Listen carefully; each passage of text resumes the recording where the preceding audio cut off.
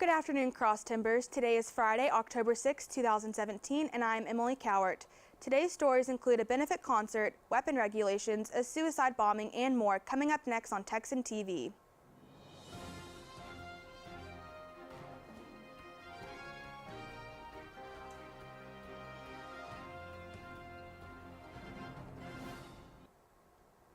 In campus news, the Tarleton Wind Ensemble is playing a free concert on Monday to benefit victims of Hurricane Harvey. According to a Tarleton press release, the concert, called Land, Sea, and Air, will start at 7:30 p.m. in the Clyde H. Wells Fine Arts Center auditorium. Although admission is free, donations are appreciated. All proceeds will go to the Greater Houston United Way as part of Tarleton's annual Pass the Hat campaign. This concert is also the first time Dr. Gary Westbrook will make his appearance as director of Tarleton's Wind Ensemble. For more information, please visit www.tarleton.edu. In local news, the Meridian Tribune reports that local author Jan Carol Duncan began writing a book about her father, Pat Perry Duncan, 17 years ago as tribute to his life as a Pearl Harbor survivor. Pat was the bugle boy on the USS Raleigh, the first ship hit. After the bombings, he went on to serve throughout World War II. The Meridian Public Library held a book signing for Jan last Saturday. In attendance was 94-year-old J.C. Alstom, who also survived Pearl Harbor. Alstom was one of Pat's fellow Waco Chapter 10 members. He came out to co-sign the book with Jan to take the place of Pat, who passed away 2 years before the book could be published.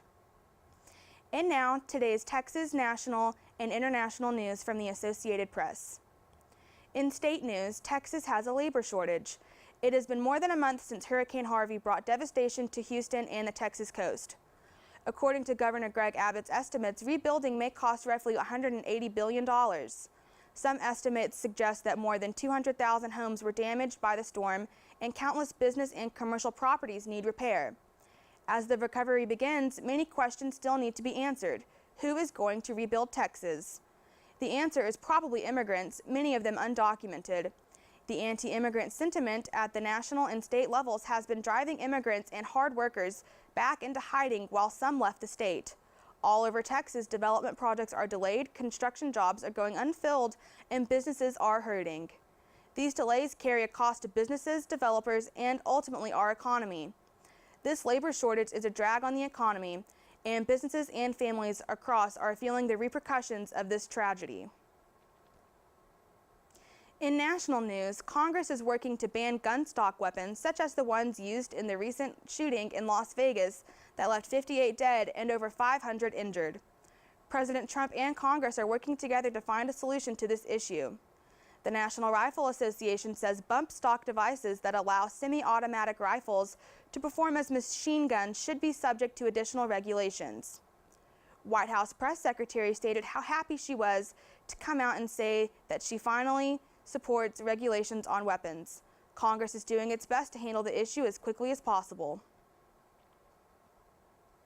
In international news, tragedy struck Thursday as a suicide bombing occurred at a shrine in a remote village in the southwest region of Pakistan. 20 people were killed and 25 were wounded in the incident.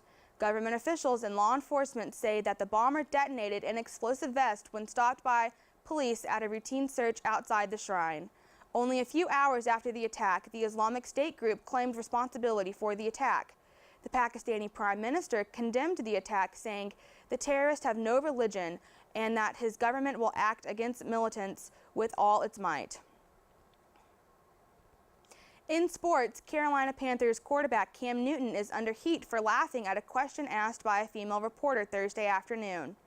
Newton was asked a question regarding the physicality of routes run by wide receiver Devin Funchess by a female reporter and responded by laughing and saying that it felt funny to hear a female talk about routes, like really funny.